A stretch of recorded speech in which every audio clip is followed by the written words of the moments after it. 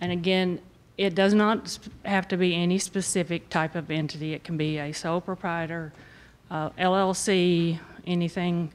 The way that you want to set your company up, that's your decision.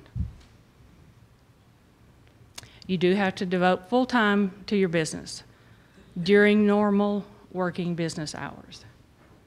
You have to be you have to be in control of the company. It cannot be, if you call and ask that person a question and they say, well, I need to talk with so-and-so, obviously they're not really making the decisions in that business. You have to have technical and managerial experience. You can ask for a waiver of the 2-year time limit.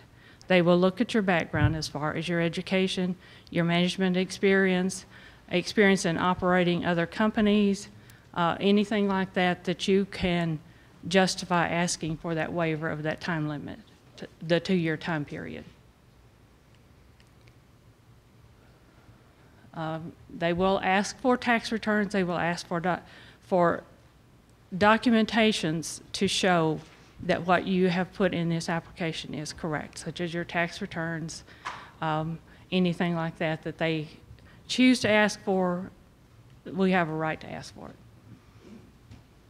You have to be a small business. You can go to this website. It will have the NAICS codes. It will give a size standard for each of those.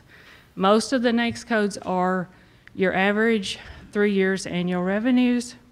If you're a manufacturing firm, it is your number of employees. And all of this information, again, is out there on the website. It's open to the general public.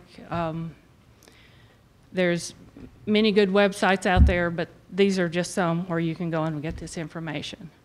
Your first step is to register in CCR if you want to do business with a federal agency.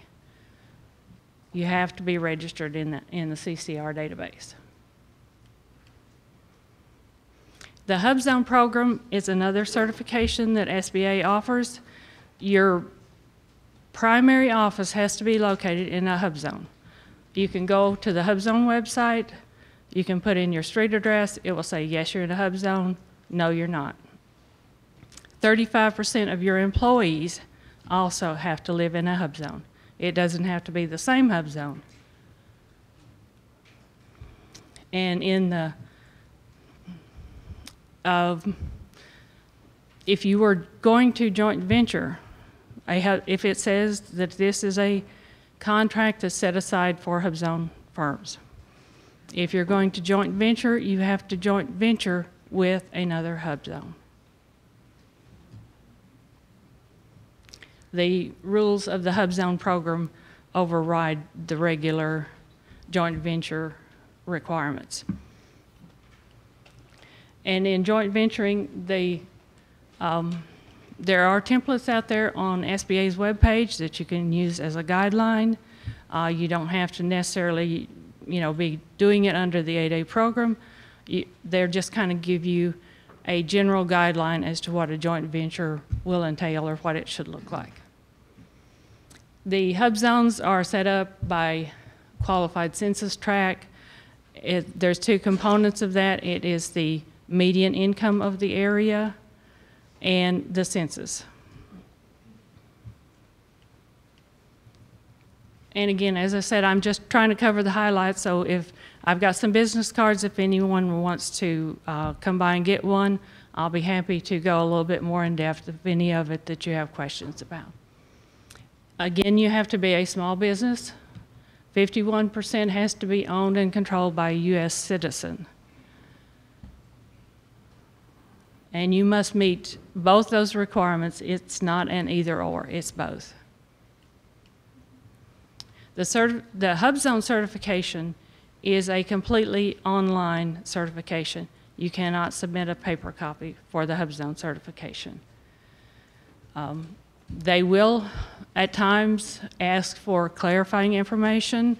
There will be periodic reviews, and there can be field visits to come to make sure that you are where you're located and that there's a legitimate business there.